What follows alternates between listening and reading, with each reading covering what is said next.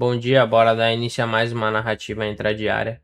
No ambiente geopolítico, apesar das incertezas em relação ao cessar-fogo entre Estados Unidos e o Irã, que ainda gira em torno de algumas tensões, o mercado tende a não reagir de forma muito abrupta a esses ruídos que acabam saindo, é, porque o cessar-fogo ele ainda segue em vigor, apesar das tensões. Então o mercado tende a não reagir tanto a isso e tá com a atenção mais voltada para a postura do Fed, que amanhã a gente sabe que tem reunião das atas do FONC. é, então eles vão trazer muito mais direcionamento para dentro do mercado. Dentro da macroeconomia, ontem a gente teve indicadores bem importantes, que foram os PMIs ISM e outros dados ISM aqui na manufatura de emprego. Os PMIs do setor de serviços aqui, ele teve uma leve contração, nada muito significativo. Os PMIs ISM não manufatura, que são do setor de serviços, também mostraram uma leve contração. Veio abaixo do anterior e abaixo das expectativas, mas ainda assim está bem acima de 50, que ainda mostra um mercado de trabalho bem forte. Outra coisa bem interessante foi os prices no não manufatura, então mostra uma que veio abaixo do anterior, um pouco acima da expectativa, mas isso mostra uma desaceleração na pressão inflacionária, é, nos preços do setor de serviços. E o ISM não manufatura emprego aqui, ele teve uma leve expansão, então o setor de serviços ele ainda tá relativamente muito bom.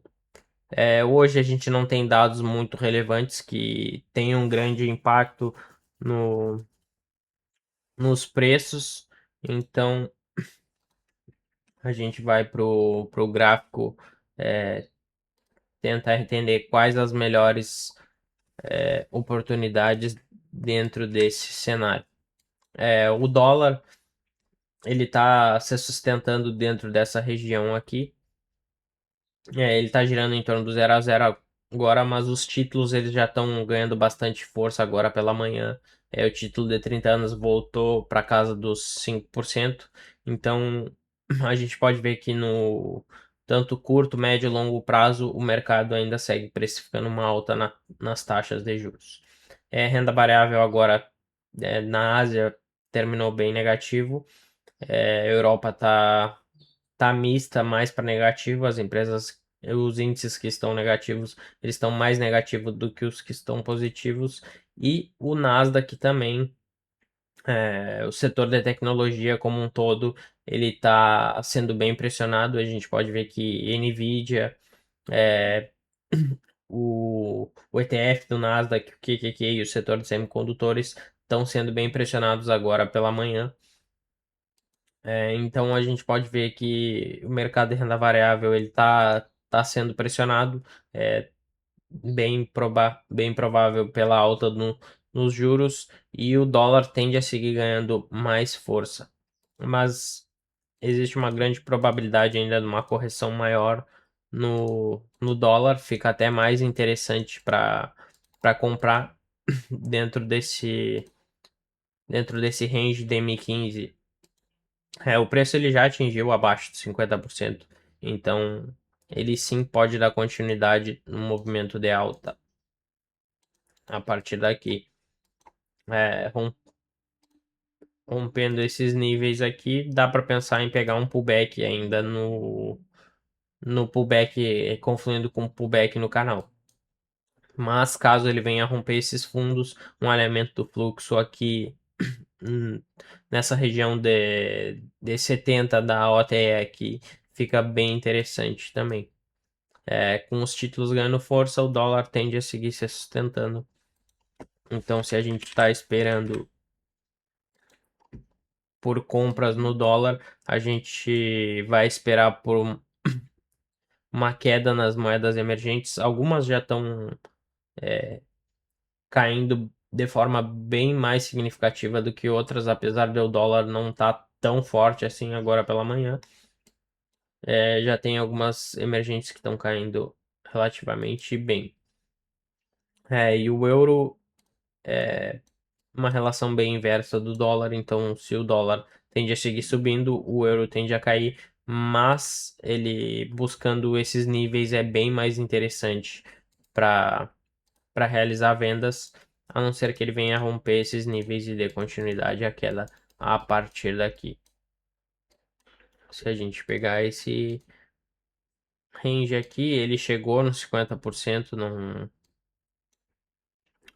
Então é bem mais interessante se ele liquidar essas posições aqui acumuladas nos topos.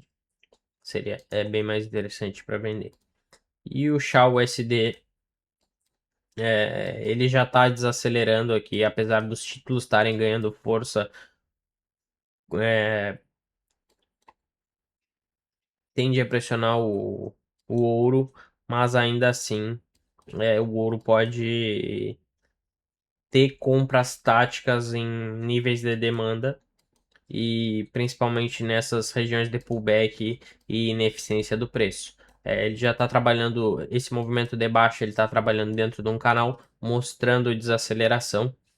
Então, se ele vier buscar esses níveis de pullback aqui atrás ou preencher essa ineficiência do preço, dá para pensar em compras ou vender a favor do movimento.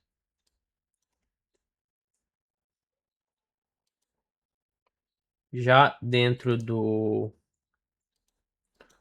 dos índices,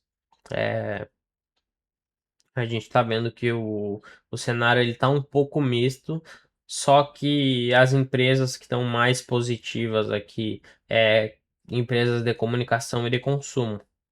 As empresas de tecnologia elas estão sendo mais pressionadas, e o Nasdaq ele sofre bem mais influência dessas empresas de tecnologia.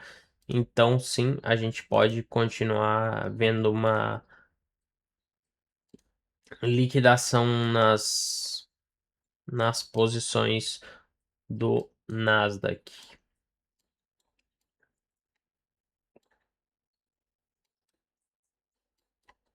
Ainda mais com os juros pressionando, o Nasdaq ele pode sim buscar reprecificar esse movimento para então dar continuidade a esse movimento de queda ou romper esses níveis direto e buscar os próximos alvos que seriam mais abaixo.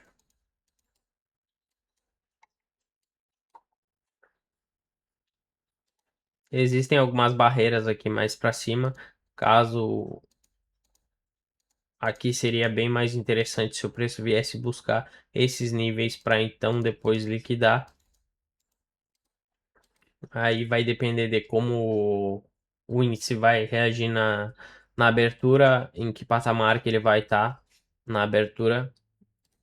Mas se a gente puxar esse range aqui, ele já fez uma correção na 74, então ele pode dar continuidade esse movimento de queda a partir daqui. E a gente está vendo que no pré-market os setores eles já estão sendo bem impactados e os juros eles estão sofrendo, tem uma alta, então seguem pressionando os índices. A narrativa para o dia de hoje é essa. Boas análises, tamo junto. Até a próxima.